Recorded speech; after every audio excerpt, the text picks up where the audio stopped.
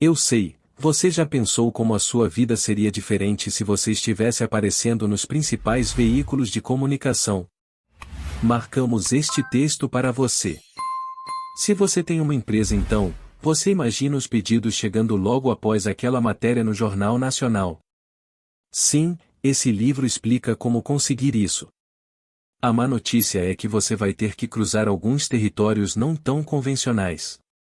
Entraste-me a Emilin ou confie em mim, estou mentindo. Ryan Holiday ajuda você a entender como hackear a mídia de massa a seu favor. O livro é dividido em 2 seções, contando como Ryan explora a mídia digital, especialmente blogs, para gerar cobertura na imprensa, ou na segunda parte ele mostra mais detalhes de como estas atividades o ajudaram, de modo mais prático, a ter grandes resultados. Começando rumores na mídia digital.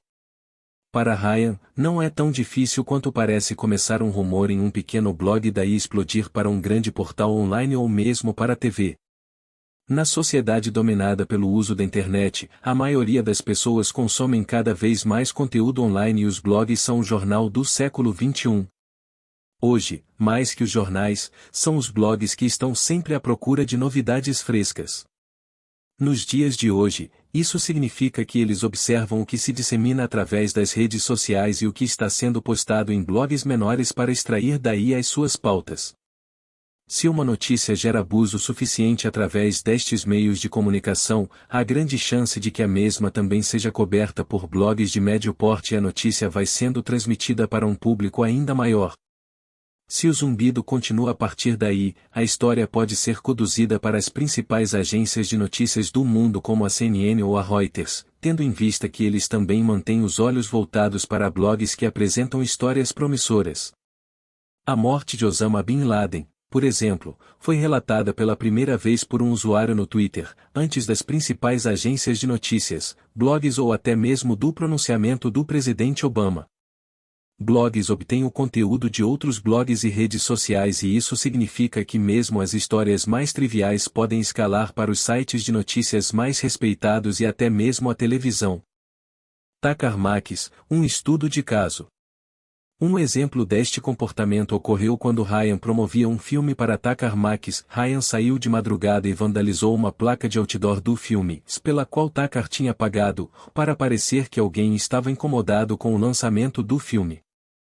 Ryan tirou fotos do seu próprio vandalismo e enviou-as para um blogueiro da região utilizando um e-mail falso. Este blogueiro publicou a notícia e rapidamente ela apareceu em um canal de TV aberta nos Estados Unidos. E esse tipo de ação funciona com quase qualquer assunto. Este tipo de hack é utilizado para vender livros, conseguir doações para caridade e até mesmo lançar grandes hits musicais. No caso de Takar, ele saiu primeiro em um blog local, depois no Huffington Post, um dos maiores portais dos Estados Unidos, e terminou em uma matéria na rede de TV americana CBS. Para um blogueiro, faturamento igual publicidade x tráfego. Blogs são negócios e seu objetivo principal é ganhar dinheiro, o que é feito principalmente através da venda de publicidade. Cada blog vende espaços publicitários de diferentes maneiras, mas a maneira mais comum entre eles é o preço por impressão ou uma taxa que o anunciante paga ao dono do blog cada vez que alguém abre uma página do blog que contém o seu anúncio. Ou seja, blogs ganham dinheiro cada vez que você os visita. Mas, enquanto a publicidade mantém as atividades de um blog, para a maioria dos blogueiros, o grande sonho é vender seu blog para uma grande empresa de mídia. A AOL comprou o TechCrunch e o Huffington Post, alguns dos maiores blogs dos Estados Unidos, por exemplo. Para os grandes grupos, cada blog atrai uma nova audiência e isso significa mais espaços publicitários para serem comercializados para novas audiências. Normalmente, estas empresas têm como alvo blogs de alto tráfego, com centenas de milhares de visitantes por dia e, quanto maior o tráfego de um blog, mais eles vendem. O agregador de notícias Huffington Post foi vendido para a AOL por mais de 300 milhões de dólares e o TechCrunch, um blog de tecnologia, foi vendido por 50 milhões de dólares. Apesar disso, blogueiros são pobres. Use isso a seu favor. Quantos blogueiros você acha que ganham dinheiro de verdade, que vivem disso? Não são muitos, pode apostar. Blogueiros, ao menos os iniciantes, são pobres. O jeito mais fácil de fazer uma carreira como um blogueiro é criar um nome conhecido, uma reputação e viver disso.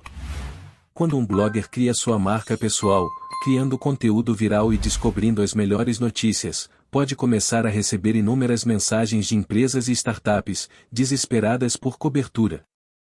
Ryan cita vários exemplos de blogueiros iniciantes que viraram grandes jornalistas ou editores influentes. Ele sugere que, se você quer ser coberto na imprensa e nos blogs, você tem que se aproximar deles antes que eles se tornem famosos e explodam. Se você quer cobertura, você tem que ajudá-los a se tornar famosos. Ryan cita o exemplo de um vlogger com quem ele começou um relacionamento quando ele ainda tinha poucos milhares de visualizações em seus vídeos. Ryan apenas fornecia roupas de grife ao vlogger, que publicava sobre ele. Hoje este blogueiro tem milhões de visualizações e um show na TV e ainda se lembra de Ryan.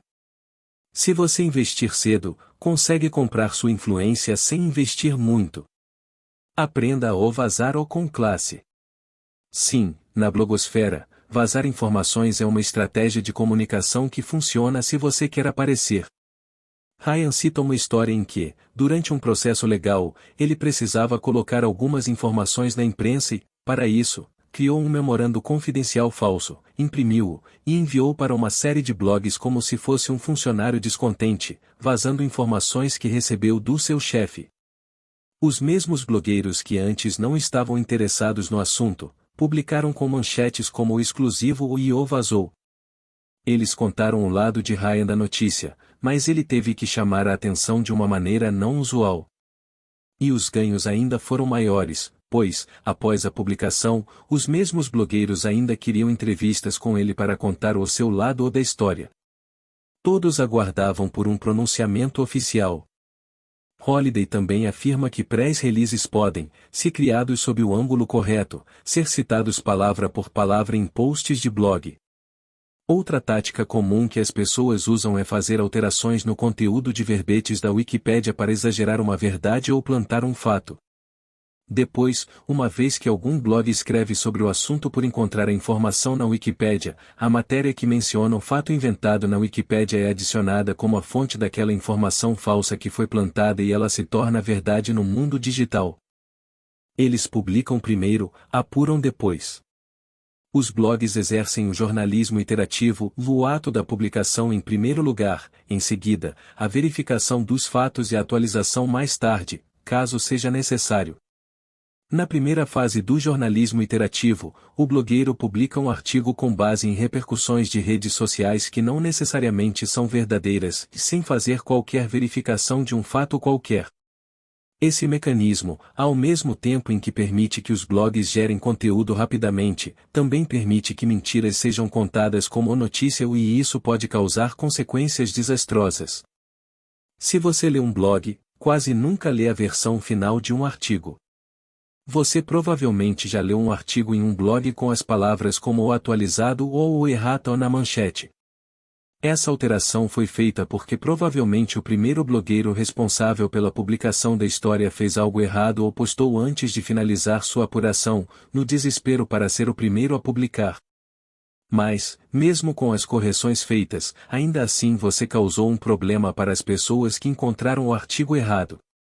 Elas podem, por exemplo, contar a notícia errada aos amigos ou mesmo tomar uma decisão baseada em informações imprecisas. A tendência dos blogs de alterar seu conteúdo iterativamente acaba significando, na prática, que eles são mercadores da desinformação. É tudo sobre a manchete. Assim como qualquer empresa precisa de clientes, os blogs precisam de tráfego na web e de pessoas que navegam e consomem o seu conteúdo. Seu objetivo é atrair o maior número possível de visitantes, e para que isso aconteça, eles contam com uma variedade de métodos para prender a atenção das pessoas. Quando pensar em sugerir uma pauta ou fazer um vazamento deliberado, pense antes em qual seria a manchete, o título do artigo ou o tweet que o blogueiro vai compartilhar. Muitas vezes ela nem precisa dizer claramente o que diz o artigo, apenas chamar cliques curiosos para ler o conteúdo. Se a capa da revista é o que vende, no Google e nas redes sociais, o título é a sua capa. Dê tráfego aos blogueiros que te promovem. Se você quer garantir que sua empresa continue sendo falada nos blogs, você precisa provar a eles que é capaz de entregar tráfego aos blogs. Sim, levar muitos leitores interessados na sua novidade. Se sua notícia saiu na imprensa, uma das melhores maneiras de se tornar um assunto recorrente em um blog é deixar claro para o blogueiro que as pessoas querem ler sobre você. Então, para garantir seu sucesso constante, é preciso ser criativo e promover o conteúdo sobre você. É importante compartilhar as notícias na página do Facebook da sua empresa, seu Twitter, seu blog e todos os canais que você tiver acesso. Se você não tem muitos acessos em seus próprios canais, você pode deixar comentários polêmicos no post e criar debates calorosos ao redor do assunto. Também vale enviar e-mails falsos para o repórter, positivos e negativos, para que ele ache que seu artigo foi notado. Por fim, se nada disso funcionar, você pode promover o artigo com tráfego pago em redes como Outrain ou Tabola. Estas redes promovem conteúdo em links patrocinados nos grandes portais e com pequenos investimentos é possível alcançar grandes audiências e o blogueiro muitas vezes nem percebe que o tráfego do seu artigo foi o comprado. Blogs querem despertar seu lado emocional. Você já leu alguma história online que fez você ficar com raiva? Isto provavelmente não foi uma coincidência. Blogs muitas das vezes tentam despertar as nossas emoções para nos envolver ainda mais. Por exemplo, eles sabem que quando vemos uma história que remete à injustiça, como uma criança sendo sequestrada, ficamos com raiva. Essa raiva, em seguida, nos estimula a interagir com a história, seja por compartilhá-la com outras pessoas ou postando nossos pensamentos em sua seção de comentários. Isso, então, cria rumor em torno da história, gerando mais receitas de anúncios para o blog. A raiva é uma das principais emoções em que os blogs estão interessados. Outros poderosos incluem o medo, por exemplo, avisos de ataques terroristas, excitação, por exemplo, a data de lançamento do novo iPhone, e risos, por exemplo, um vídeo de gatos se divertindo. Na mídia digital, os blogs são a fonte de tudo. Uma notícia pode afetar tudo, desde os preços do mercado de ações até as eleições presidenciais. Então, não é nenhuma surpresa que os blogs exercem um enorme poder na formação da sociedade.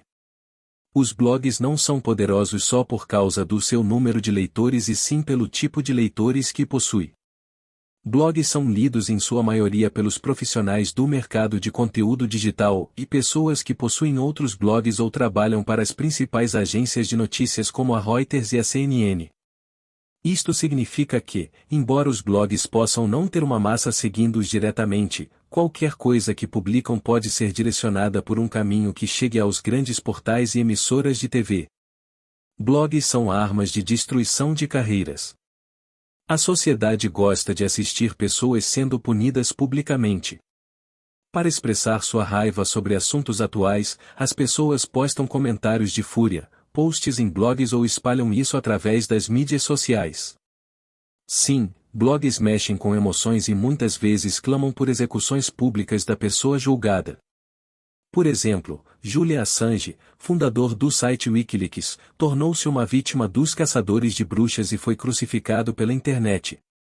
Depois que Assange se tornou uma figura pública bem conhecida em 2010, o blog da Gaver postava artigos divertidos e bobos como "O que aconteceu com o cabelo de Julian Assange?".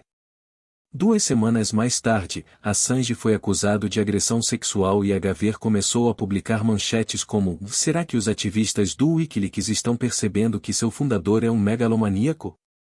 Apesar de não haver o menor indício de que Assange era um agressor sexual, os seus apoiadores se voltaram contra ele. Blogs como a Gaver usaram este impulso, publicando cada vez mais artigos sobre o assunto e gerando mais tráfego e lucros.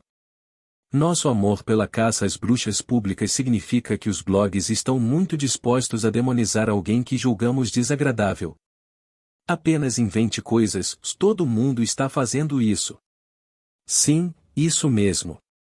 Hoje a blogosfera está sendo cada vez mais manipulada e eles acabam escrevendo sobre praticamente qualquer coisa se você influenciar os blogueiros com maestria. Uma das táticas mais comuns é utilizar o conteúdo em primeira mão ou te darei acesso exclusivo por 30 minutos antes de enviar para outros blogs. Para Ryan, a pauta nem precisa ser importante, relevante ou verdadeira para ser publicada. Se você souber criar uma urgência falsa, bloggers vão publicar qualquer coisa. Notas finais. O mundo se informa cada vez mais online e o jornalismo vem se tornando cada vez mais rápido e desesperado por cliques e visualizações de página. Os grandes portais buscam furos dos portais menores, que buscam dos blogs e das redes sociais. Porém, blogs são negócios e precisam de receitas para sobreviver. Se você entender como o jogo da blogosfera funciona, você conseguirá plantar histórias fantásticas na imprensa. E se você é um leitor de blogs, todo cuidado é pouco, você pode estar sendo manipulado. Confira outros resumos do Resumindo e descubra novos livros.